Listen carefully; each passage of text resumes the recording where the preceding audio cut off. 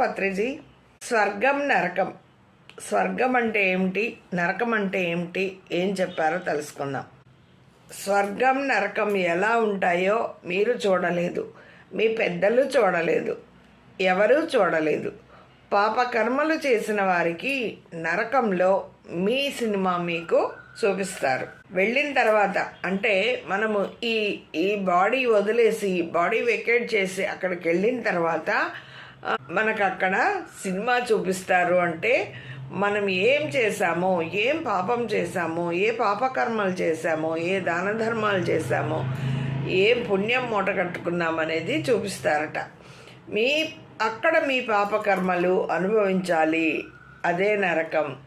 ఉదాహరణకు నీవు మేక కాలు నరికితే అక్కడ మేక ఎంత ఆ బాధ అనుభవించిందో నీవు అంతే బాధ అనుభవించాలి.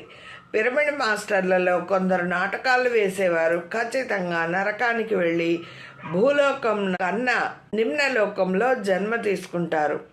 చూడండి, పిరమిడ్ మాస్టర్లు అయినప్పటికీ కొంతమంది ఆ మూమెంట్లో ఉండి కూడా ఇంకా నాటకాలు వేస్తూ ఉంటారు. గురువు గారి దగ్గర ఒకలాగా, మరి ఆత్మీయ ధ్యానమిత్రుల దగ్గర ఒకలాగా, బయట ఒకలాగా, బాహ్య ప్రపంచంలో ఇలా.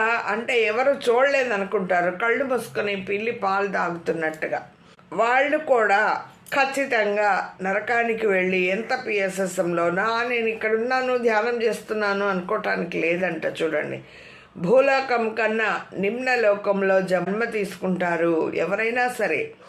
మనం ఎంత ఇది చేసామో వాటన్నిటికీ తీసుకుంటామో, కానీ ధ్యానం ద్వారా వాటిని ప్రక్షాళన చేసుకోవాలి. ధ్యాన సాధన చేసేటప్పుడు ఎప్పుడు కూడా ఒకరి ప్రశ్న ఒకరు వేసుకొని కూర్చొని జవాబులు తీసుకోకూడదు. లోక కళ్యాణానికి సంబంధించిన వేసుకోవచ్చు, కానీ ప్రాపంచిక విషయాలు ఒకరి ప్రశ్నలు ఒకరు వేసుకొని కూర్చుంటూ ఉంటే కర్మ అంటుకుంటూ ఉంటుంది, యాడ్ అవుతూ ఉంటుందట.